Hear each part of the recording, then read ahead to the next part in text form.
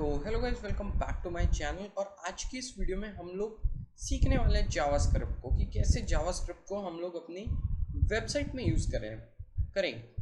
ठीक है, front end पे जावास्क्रिप्ट कैसे यूज़ होगी, मतलब हम लोग आज कुछ तरीके सीखेंगे जिसकी मदद से हम लोग अपने एलिमेंट्स को सिलेक्ट करने वाले हैं जावास्क्रिप्ट की हेल्प से। जैसे कि अगर आपको नहीं पता है तो अगर हमें कोई भी जावास्क्रिप्ट टैग को जावास्क्रिप्ट की एक एक्सटर्नल जावास्क्रिप्ट फाइल को कनेक्ट करना है अपने HTML से, मतलब उन दोनों को साइमल्टेनियसली यूज़ करना है, तो उसके लिए हमें HTML फाइल में बॉडी में एट द एंड में हमें स्क्रिप्ट को टैग लिखना है, फिर src सोर्स के लिए, और उसके बाद आपको फाइल का पाथ लिख सकते हो, या अगर आपका सेम फोल्डर में है फाइल तो सिंपली उसका नेम लिख के फाइल एक्सटेंशन के साथ डबल कोट्स के अंदर आपको लिख लेना है बस। ठीक है, अब मैं सबसे पहले तो एक यहाँ पे एक हेडिंग बनाना चाहूँगा। ठीक है, H1। अब ध्यान रखना है, अब जैसे हमने फर्स्ट में ही पहले ही हमने बिल्कुल इसको यहाँ पे ऐड कर लिया। ठीक है, तो अब जितने एलिमेंट्स हम लोग लिखने वाले, जितने टैग्स बनाएंगे वो सब हम लोग इसके ऊपर लिखेंगे। H1 में मैं लिखता हूँ दिस इज हेडिंग टैग। ठीक है, हमने एक हेडिंग टैग बना लिया। मैं एक बार लाइव सर्वर में इसको चला लेता हूँ, तो आपको जो है ना बैकग्राउंड कलर ब्लू दिखेगा। ठीक है, और इसके बीच में कहीं ये दिख रहा होगा, रुको। ठीक है, आप लोग हेडिंग टैग को देख पा रहे होंगे। यहाँ बताऊँ, यहाँ से इसको हटा देता हूँ। ठीक है, बैकग्राउंड कलर में यहाँ से रिमूव कर दिया है, तो अब देखो आपको क्लियरली दिख रहा है अपना हेडिंग टैग। अब हम लोग क्या करेंगे, इसको सिलेक्ट करेंगे। अब हेडिंग टैग को सिलेक्ट करने वाले हम जावास्क्रिप्ट की हेल्प से। ठीक है, थोड़ा बहुत स्टाइलिंग टेक्निक्स कह सकते हो आप लोग। तो फर्स्ट मेथड ऑफ स्टाइलिंग हमारा रहेगा टैग नेम की मदद से। जैसे मैं यहाँ पर लिखूंगा डॉक्यूमेंट डॉट गेट एलिमेंट। ठीक है, थोड़ा समझो इस चीज़ को, gate element by tag name, ये दिख रहा है। अब ये क्या करेगा, डॉक्यूमेंट में से, यानी कि इस HTML डॉक्यूमेंट में से किसी एक एलिमेंट को टैग नेम से सिलेक्ट करने वाला है। ठीक है, टैग नेम से सिलेक्ट करेगा। अब जैसे यहाँ पर मैं इसमें लिख लेता हूँ ऐसे, यहाँ पर मैं लिख देता हूँ H1। करेगा हमें। अब बस, अब ये H1 जो है ना, ये एक एरे रिटर्न करेगा। मैं इसको अगर सेव करूँ, गाइस हमने अपने टैग नेम को यानी कि H1 को सिलेक्ट कर लिया। ठीक है, यहाँ पे हमने H1 को सिलेक्ट कर लिया। अगर हम देखें तो अभी हमें कुछ नहीं दिख रहा है। ठीक है, अब हमने क्या किया, अभी सिर्फ सिलेक्ट किया। अब हम इसमें कुछ चेंजेस कर सकते हैं। जैसे हम लोग यहाँ पे इसको थोड़ा सा CSS दे सकते हैं। कैसे, हम अपने CSS को भी कंट्रोल कर सकते हैं, किससे, जावास्क्रिप्ट से। मैं यहाँ पर क्या करूँगा, क्योंकि ये जो है H1 की वैल्यूज़ को एक एरे में स्टोर करता है, तो अगर मुझे इसको स्टाइल करना है तो मैं फर्स्ट अपने H1 को सिलेक्ट करना चाहता हूँ, तो इसलिए मैं यहाँ पे 0 लिखूँगा। आपको एरेज के बारे में नहीं पता है तो आप सिंपली मेरे चैनल पे जाके ग्रेट जावास्क्रिप्ट कोर्स को ओपन कर सकते हो, जिसमें आपको मतलब जावास्क्रिप्ट मैंने फुल सिखा दी है। तो आप वहाँ से एरेज, अगर आपको नहीं पता है तो आप वहाँ से एरेज सीख सकते हो। ठीक है, अब यहाँ पर हमने इसको 0, मतलब जो 0th एरे है हमारा, 0th H1 है हमारे एरे में, उसको हमने सिलेक्ट कर लिया। ठीक है, अब मैं यहाँ पर लिखूंगा डॉट कलर। ठीक है, डॉट स्टाइल डॉट कलर, क्योंकि हमें इसको स्टाइल देना है तो हमें पहले स्पेसिफाई करना पड़ेगा हम क्या करना चाहते हैं। फिर हम लोग लिखेंगे डॉट स्टाइल डॉट कलर, और कलर मैं इसको दूंगा यहाँ पे रेड। ठीक है, अब मैं जैसे इसको सेव कर लेता हूँ और मैं आपको यहाँ पे अगर दिखाऊँ तो ये देखो हमारा जो H1 है वो रेड कलर का हो गया। अगर यही मैं यहाँ पे 2 से 3 क्या करूँ, मैं यहाँ से 2 से 3 H1 एलिमेंट्स को कॉपी पेस्ट कर दूँ।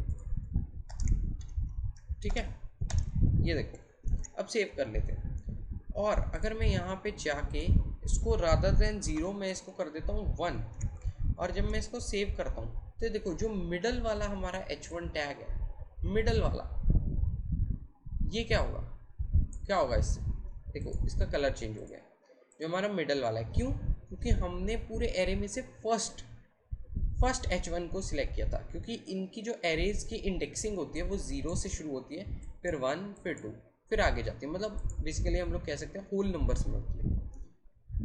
ठीक है, ये एक तरीका है। अब सेकंड तरीका क्या है, आप क्लास नेम के थ्रू भी कर सकते हो। मान लो मैं एक को क्लास दे देता हूँ, यहाँ पे क्लास मैंने एक को दे दी, लेट से HDG, यानी कि हेडिंग 1। ठीक है, मान लो एक शॉर्ट फॉर्म में मैंने इसको क्लास दे दी, और मैं यहाँ पे करूँगा बाय क्लास नेम। क्या करूँगा? बाय क्लास नेम, और इसके बाद हमें ब्रैकेट्स में इसकी क्लास लिख देनी है। जिससे मैं यहाँ पर लिखता हूँ HDG1। फिर से हम लोग यहाँ पे स्टाइल दे देंगे इसको, डॉट स्टाइल।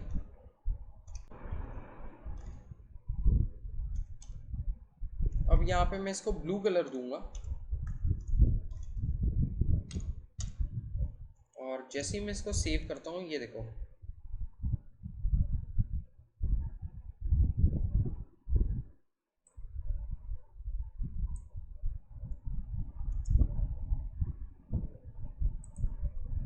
ठीक है। अब यहाँ पर हमने एक मिस्टेक कर दी, यहाँ पे मैंने लिख दिया document dot gate element by ID class name HDG1 dot style dot colour blue, पर हमने सिलेक्ट करना भूल गए, क्योंकि क्लासेस तो मल्टीपल हो सकते हैं ना। ये HDG1 हो सकता है मैं हर डिव टैग के पहली हेडिंग को दे दूँ, मैं चाहता हूँ उनका कलर सेम रहे, तो ये भी हम एक एरे रिटर्न कर सकते हैं।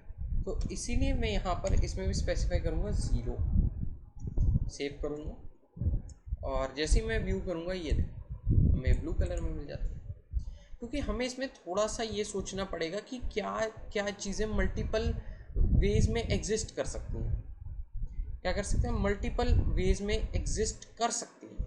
अब जैसे अगर मैं यहाँ पे आईडी की मदद से सिलेक्ट करूँ, मान लो मैं अपने सेकंड H1 एलिमेंट को आईडी दे देता हूँ। यहाँ पे मान लो मैंने आईडी दे दी HDG2, ये मैंने इसको एक आईडी दे दी, और अब मैं यहाँ पर जाके क्या करता हूँ,